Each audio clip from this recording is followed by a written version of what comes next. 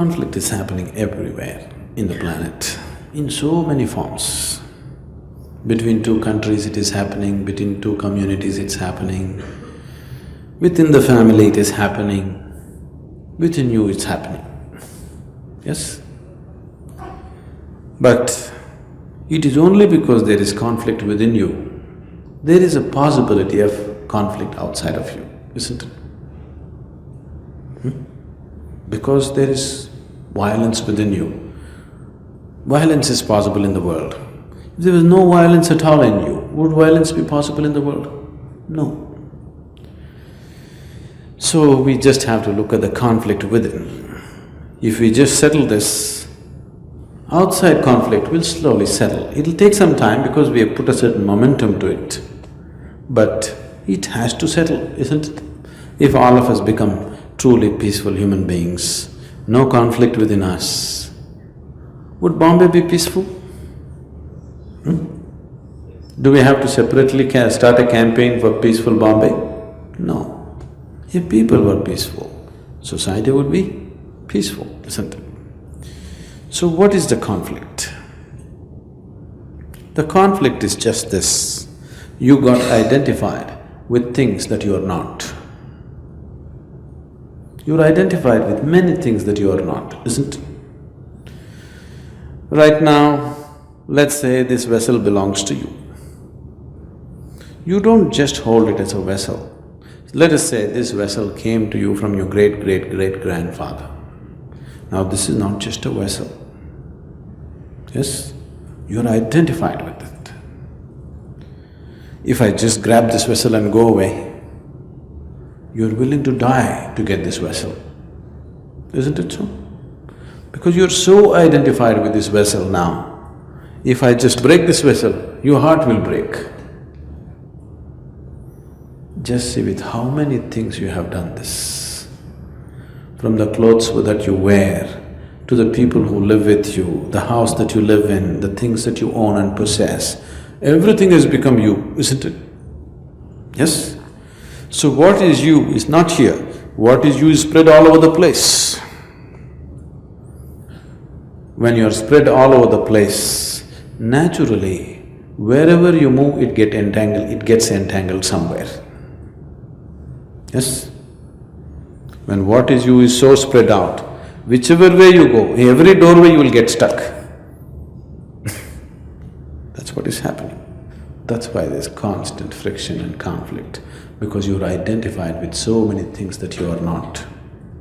When I say you're identified with things that you are not, it also includes your mind, it also includes your body. Your thoughts are not yours, please see. Your emotions are not yours, please see. These are all things that you picked up from outside and identified yourself with, isn't it so? Yes? Your body is not yours, it is something that you picked up from outside. If you sit here and you're not identified with anything, you are simply yourself. You are not identifying yourself with anything, or you are not getting into your make-believe situation of being something that you are not.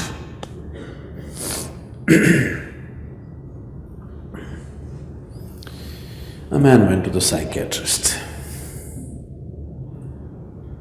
He went and said, "Doctor, all the time I think I'm wet paint.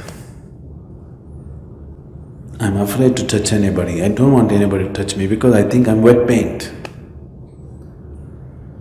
Then the doctor said, "That's no problem, I will treat you." 6 months, the doctor gave him very expensive treatment. Then slowly the patient felt better. And then he one day came and said, "Doctor, I'm just feeling fine. I don't feel like that anymore. Thank you very much." He paid his bill and he wanted to shake his hands. The doctor said, "I don't want to get wet paint on my hands."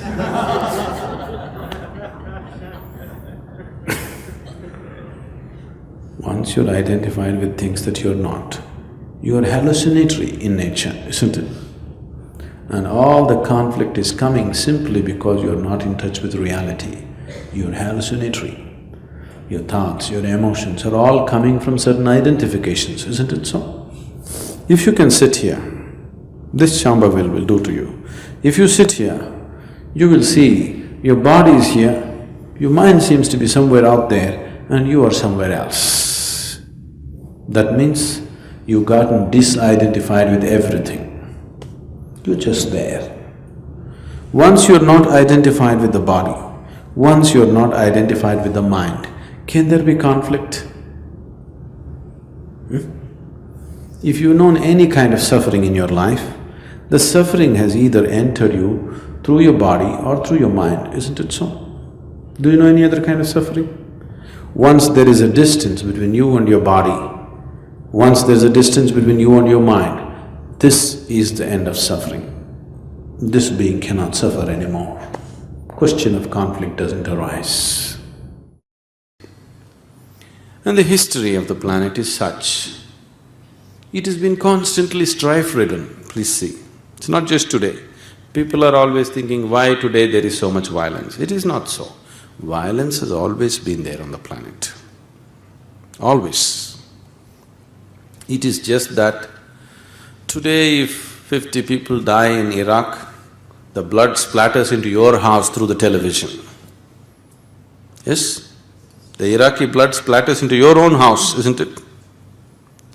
But 1,000 years ago, if 1,000 people died in Iraq, you would be still here peacefully eating your morning dosa. Because nobody would tell you about it.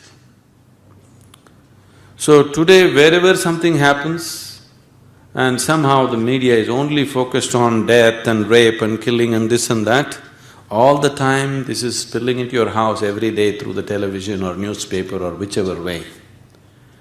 But 1,000 years ago, even if 10,000 people died somewhere, you would be still sitting here thinking the whole world is Ramarajya or whatever. Even in Ramarajya, there was only violence, isn't it so? Yes? Deception, violence, jealousy, hatred, this is the whole of Ramarajya also, isn't it so? Do you see this? Rama went to forest, why? Jealousy. Rama went to Sri Lanka, why? Greed. Somebody's greed, isn't it? And endless battle, on the way battle, at Sri Lanka battle, then burn the whole place down, come back, then you still can't keep your wife, you have to send her to the forest because of some other reason and she dies there. Now you glorify everything, she went into the earth, everybody goes there only. Where else do you think you'll go? You think you'll go to sky? You will also go into the earth only. But if we send you into the earth right now, there is no glorification, it's gory, isn't it? But Sita went into the earth, you glorify it, because 5,000 years later, you can do many things to it, you know. It's a terrible thing, isn't it? A pregnant woman, a woman who is full, with a child in her stomach, not one, two. Maybe they didn't know it's two, but anyway. Sending her to the forest to fend for herself in the forest is a terrible thing, isn't it? So it has always been happening, I want you to know. You are not willing to look at it, that's all. Violence, greed, anger, hatred, problems, this is not new to this generation. It's always been. It is just that we are talking about it like never before because we are seeing it like never before. Our ability to see across the world is so greatly enhanced, so we are talking about it. Another reason why we are talking about it is because we were never equipped for destruction or construction like never before we are equipped right now, both for destruction and construction, isn't it? Because we are so heavily equipped, now we have to think little more before we take a step.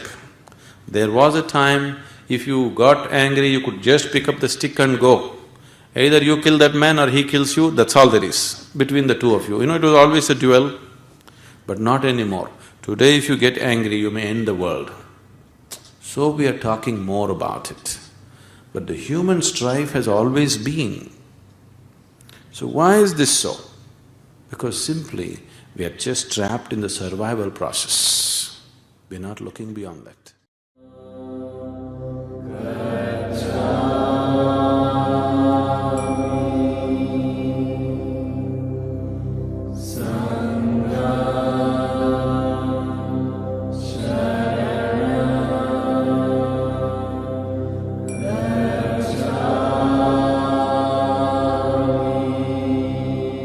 Gautama, he was attempting to cross a small river which was known as Niranjana. Suddenly he realized the pointlessness of everything that he's been doing.